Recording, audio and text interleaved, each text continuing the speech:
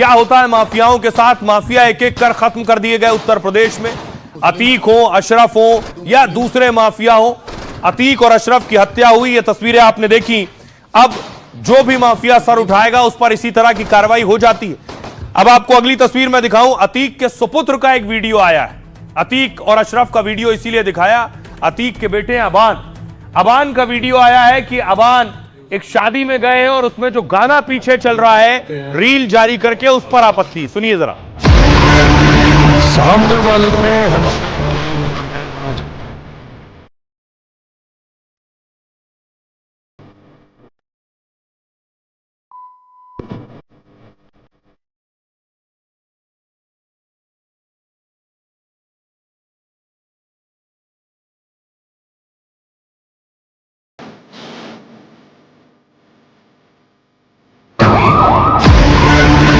सामने वाले को हमसे क्या मिलेगा ये उसकी औकात बताएगी। हम दिल भी रखते हैं। लाल शर्ट में यही अतीक का बेटा अबान है। अबान का वीडियो किसी शादी का है, आसपास 4-5 लड़के हैं, गाड़ियों का काफिला चल रहा है और उसमें जब भी आते हैं दबंगई वाली आवाज और ऑडियो चल रहा है। कसम फाड़ के जाते हैं, फाड़ के जाते हैं। सामने वाले को हमसे क्या। अब देखिए जरा, इस पर योगी की पुलिस ने एक्शन ले लिया है। बेटे पर पहली एफआईआर भी हो गई है अतीक के। डॉन अतीक अहमद के छोटे बेटे पर शिकंजा कस गया है। प्रयागराज में अतीक के बेटे अबान पर पहला केस दर्ज हुआ। अतीक के बेटे पर यह केस भड़काऊ रील को लेकर दर्ज हुआ है। शादी समारोह की तस्वीर आप देख रहे हैं। अबान का यह वीडियो वायरल है। यहां से वीडियो में अतीक का बेटा दबंग अंदाज में नजर आ रहा है। अबान पहले लग्जरी गाड़ियों के काफिले के साथ दिखता है, फिर डिनर कर रहा है। बैकग्राउंड में धमकी भरे डायलॉग चल रहे हैं। अतीक के बेटे की रील में कई भड़काऊ और आपत्तिजनक डायलॉग हैं, जैसे सामने वाले को हमसे क्या मिलेगा ये उसकी औकात बताएगी, हम दिल भी रखते हैं और असलाहा भी रखते हैं, हम की तरह पीछे से वार नहीं करते। इसमें भी आपत्तिजनक शब्द है। तूफान और जब भी आते हैं मां कसम डैश जाते हैं। आरोप है कि रील के जरिए अतीक का बेटा दबंगई दिखाने की कोशिश कर रहा है। धमकी वाले वीडियो डालकर दहशत फैलाने की कोशिश है। बीएनएस की धारा 353 के तहत अबान और उसके साथियों पर एफआईआर दर्ज हुई है। यह धारा माहौल बिगाड़ने और उपद्रव फैलाने वालों बयानों से संबंधित है। इसमें 3 साल तक की जेल और जुर्माने का प्रावधान है। मतलब अतीक के छोटे बेटे को भी जेल जाना पड़ सकता है। अतीक का 5वां बेटा अबान उमेश पाल हत्याकांड के समय आपको याद होगा 2 बच्चों को बाल गृह ले जाया गया था। 200 दिन तक बाल गृह में रहे थे। बालिग होने के बाद अबान प्रयागराज में अपनी बुआ के पास रहता है। नामी गैंगस्टर के बेटे को पुलिस की सुरक्षा मिली हुई है, फिर वो कैसे लग्जरी गाड़ियों के काफिले में घूम रहा है, सवाल यह है। और धमकी भरे डायलॉग वाली उसकी रील बनाई किसने?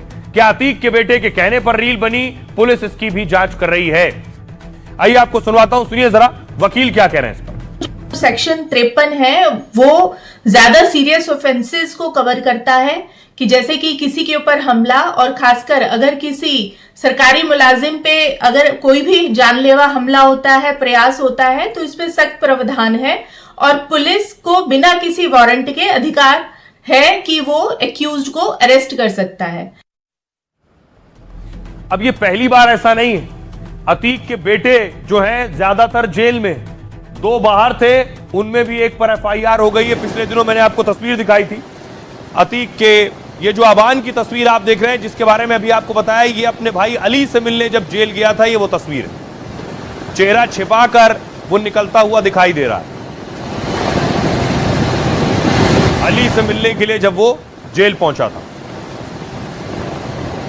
अली का भी एक वीडियो आया था सामने पिछले दिनों, जब उसकी जेल शिफ्ट की गई।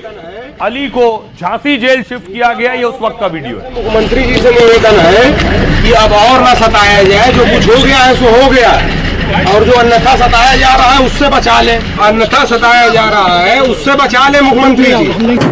पानी तक नहीं पीने दिया गया है। मानो क्या हुआ अली, क्या हुआ रास्ते में? पानी तक नहीं पीने दिया गया। जेल में मैं जिस जगह था अपने होम डिस्ट्रिक्ट में, वहाँ मुझे अकेले रखा गया। न किसी से मिलने की अनुमति थी, न बात करने की अनुमति थी।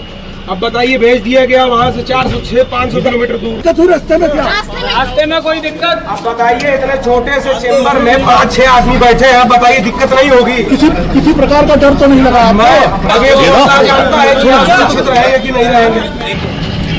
मीडिया वालों के माध्यम से मुख्यमंत्री जी से निवेदन है कि अब और ना सताया जाए, जो कुछ हो गया है सो हो गया, और जो अन्यथा सताया जा रहा है उससे बचा ले। अन्यथा तो अतीक का ये बेटा भी जेल में है। आपको बताऊं, अतीक अहमद 160 से ज्यादा क्रिमिनल केस दर्ज है अतीक पर। योगी गुजरात की जेल से अतीक को यूपी लाए, पुलिस कस्टडी में गोलीबारी में अतीक अहमद मारे गए। अगला नाम है उमर अहमद का, ये बड़ा बेटा है। रंगदारी, वसूली समेत कई मामले दर्ज हैं उमर पर। फिलहाल उमर लखनऊ जेल में बंद है। ये अगली तस्वीर आप देख रहे हैं। अतीक का अगला बेटा अली नाम है इसका, दूसरा बेटा है। हिस्ट्री शीटर, हत्या के प्रयास जैसे केस दर्ज हैं। अतीक जेल गया तो अली गैंग संभालता था। हाल में अली नैनी जेल से झांसी जेल शिफ्ट किया गया है। एक और बेटा असद, अतीक का तीसरे नंबर का बेटा, वांटेड अपराधी था। उमेश पाल हत्याकांड में असद भी शामिल था। झांसी में पुलिस एनकाउंटर में मारा गया। एज़म अतीक का चौथे नंबर का बेटा है और उमेश पाल हत्याकांड के बाद 221 दिन बालगृह में रहा है। बालिग होने के बाद रिहा किया गया। राजनीति की पढ़ाई के लिए कोलकाता गया है। और अबान, जिस पर एफआईआर हुई, सबसे छोटा बेटा नाबालिग था तो बालगृह में था। 20 साल की उम्र में ही पहला मुकदमा दर्ज हो गया है। मां शाइस्ता परवीन, अतीक की पत्नी, भी वांटेड अपराधी हैं। सालों से फरार हैं। 50,000 का इनाम घोषित है। अतीक के जनाजे तक में नहीं पहुंची थी। ये अतीक की पूरी फैमिली आप देख रहे हैं, जो ज्यादातर पर मुकदमे हैं या फरार है। आइए अब आपको बताऊं कि अली का एक और वीडियो, जब उसे झांसी जेल शिफ्ट किया गया, वो सामने आया। वो वीडियो मैं आपको दिखाऊं। ये है अली का वीडियो, झांसी जेल जब ले जाया गया।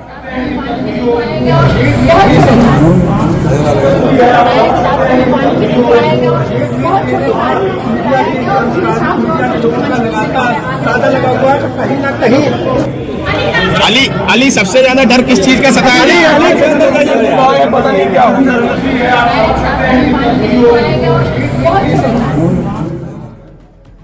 आइए अब आपको बताऊं एक और बड़ी खबर।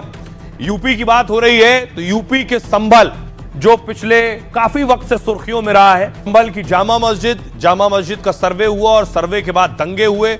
उसके बाद से कुछ और सर्वे हुए और अलग अलग जगह कुओं की खुदाई होती रही। एक और कुआं मिला है, ये संभल में आप देख रहे हैं तस्वीर। एक और कूप मिला है जिसकी खुदाई की जा रही है।